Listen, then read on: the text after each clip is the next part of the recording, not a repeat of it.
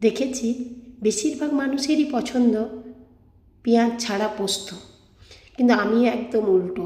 আমার আবার পোস্তর মধ্যে পেঁয়াজ ভীষণ পছন্দের। তাই আজ ঝিঙে পোস্ত বানাবো। ঝিঙে, আলু আর পোস্ত কিছুটা বেটে নেব। একটু পেঁয়াজও কুচিয়ে নিয়েছি।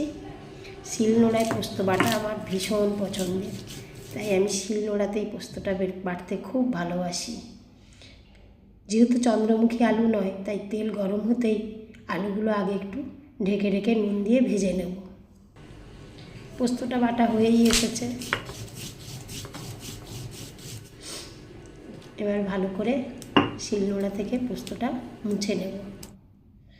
এদিকে আলুগুলো মধ্যে পেঁয়াজ দিয়ে দিলাম। ভালো করে নেড়ে নেড়ে ঢেকে ঢেকে পেঁয়াজগুলো নরম করে নেব। পেঁয়াজগুলো থেকে ভালো গন্ধ বেরিয়ে এলে পরিমাণ মতো হলুদ, পোস্ত বাটাটা দিয়ে দিলাম। সুন্দর করে এবার কষিয়ে নেব। পোস্ত, আলু, পেঁয়াজ একসাথে সুন্দর করে কষিয়ে নেব। বেশ সুন্দর গন্ধ বেরিয়ে এলে ঝিঙের টুকরোগুলো দিয়ে দিলাম। এবার সব শুদ্ধ ভালো করে মিশিয়ে সুন্দর করে ঝিঙে যতক্ষণ না নরম হয়ে আসে ততক্ষণ নাড়তেই থাকবো। পরিমাণ মতো নুন দিয়ে দিলাম। পোস্ত খেতে পছন্দ নয় এরকম কেউ আছে বলে আমার মনে হয় না। সবারই পোস্ত ভীষণ পছন্দের। ঝিঙেগুলো নরম হয়ে এসেছে।